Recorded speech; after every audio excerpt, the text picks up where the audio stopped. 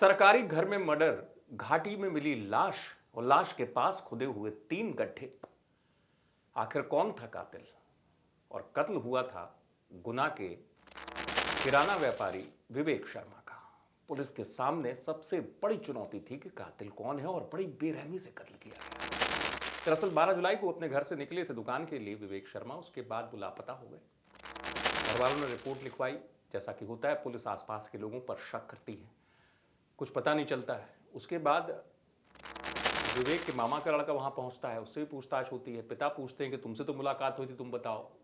वो भी कहता है कि मुझे कुछ नहीं पता। तो आखिरकार आसपास कौन था दुश्मन? क्योंकि लूट तो हुई नहीं थी कि किसी व्यापारी को लूट के इस तरीके से कोई चला गया हो कातिल। कत्ल का मकसद लूट भी नजर नहीं आया। और इतनी बेरहमी से क्या वजह हो सकती थी? पुलिस ने इसी दिशा में काम करना शुरू कर दिया।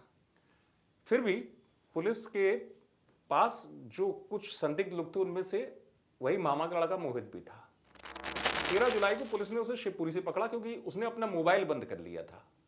क्योंकि पुलिस चाह रही थी पहले उसके घर जाके पूछताछ कर ले।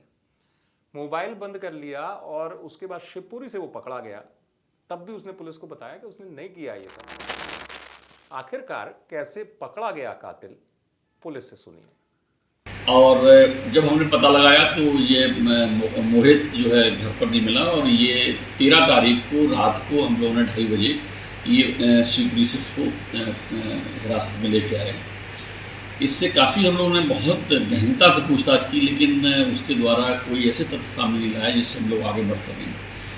उसमें हुआ क्या है कि इन्होंने इनका एक बहन का मकान है, उस बहन के मकान में इन्होंने अपनी माँ को कुछ दवाई खिलाई, क्योंकि ये एमआर है, और उसमें उस माँ की तबीयत ख़राब हुई। और इसने जो है अपनी सिस्टर से ये कहा कि तुम जो है माँ को देखने चले जाओ, और वो खुद ही अपने माँ के पास पहुँचा के आ गया। मकान खाली था। इसके बाद उसने इनको कॉल किया विवेक को कि तुम चलो आ जाओ, हम तुम्हारा हिसाब किताब करते हैं, क्योंकि इसमें पैसे का लेन देन का इनका विवाद था। तो ये घटनाक्रम हुई है, और इसमें चूँकि जो प्रथम दृष्टा तो चूँकि यही आया कि पैसे का लेन देन है, लेकिन हम लोग ये इसमें अनुसंधान कर रहे हैं कि पैसे का लेन देन कोई बहुत बड़ी रकम नहीं है, करीब 60,000 के आसपास का है, और विवेक का और बाकी लोगों से भी लेन देन है, लेकिन इतनी बड़ी राशि नहीं है कि इस प्रकार का अपराध घटित किया जाए। एसपी बता रहे हैं किस तरीके से मेहनत हुई और कातिल कौन था। कातिल अब मैं आपको बताता हूं, वही मामा का लड़का था। वजह बड़ी हैरान करने वाली थी। दरअसल किराना व्यापारी विवेक शर्मा को उससे 60,000 रुपये लेने थे, जो उन्होंने दिए थे। उस 60,000 रुपये के लिए अपने ही मामा के लड़के का कातिल वो बन गया और इतनी बेरहमी से कत्ल किया। और खास बात ये भी बताऊं मैं आपको, इतना शातिर था, जो सरकारी घर था वो उसकी बहन का था।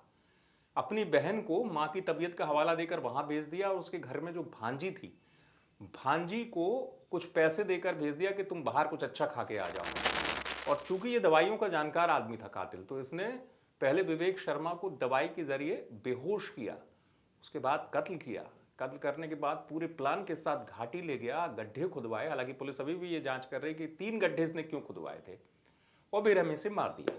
लेकिन अपने आप में जरा सोचिए कि इतनी बेरहमी से हत्या की वजह 60,000 रुपये लेने की बात आई, वो भी अपने ही भाई का कोई कत्ल कर दे, तो ये चौंकाने वाली बात है। पुलिस ने जब पूछताछ की तो उसने बताया कि उसने पूरी तैयारी इस तरीके से की थी, इस मर्डर की प्लानिंग इस तरीके से की थी कि पुलिस कभी पता ही ना लगा पाए, लाश का राज राज ही बना रहे।